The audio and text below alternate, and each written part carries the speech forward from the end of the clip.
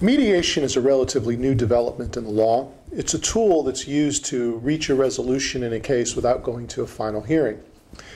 Mediation is a process by which a mediator, normally an attorney, is acting as an intermediary between two litigants to try to get them to reach a mutually agreeable result. Mediation is a process of consensus and cooperation as opposed to the antagonism that usually comes with a full hearing. The benefits of mediation are that you can resolve a case quickly and cheaper than if you were to go to final hearing. Moreover, you can control the result in a mediation where you have no control in the result if you let the case go to a jury or to a judge. For example, in a custody case, there might be a visitation plan that needs to be agreed to by the parties, or if there is no agreement at mediation, it goes to a judge for a judge to decide. The judge may decide a plan that neither party likes, that they don't think even works for the children, yet the parties have relinquished the right to resolve the case and control it by allowing the case to go to a final hearing instead of resolving it at mediation. In your personal injury type of cases, the issues usually can be about money, and you can reach an agreement on a certain figure and resolve the case quicker and cheaper and easily, as opposed to letting a jury decide how much money should be awarded, and that, of course, is a crapshoot.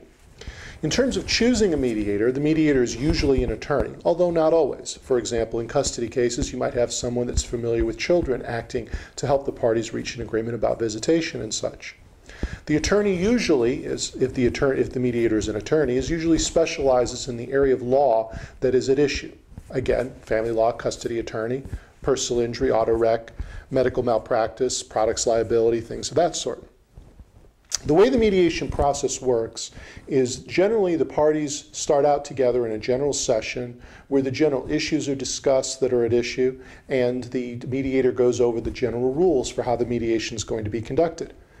After a period of time, the parties are separated with their attorneys into separate rooms, and the mediator bounces back and forth between the parties, sharing their offers and counteroffers and trying to come up with tactics that encourage the parties to reach an agreement.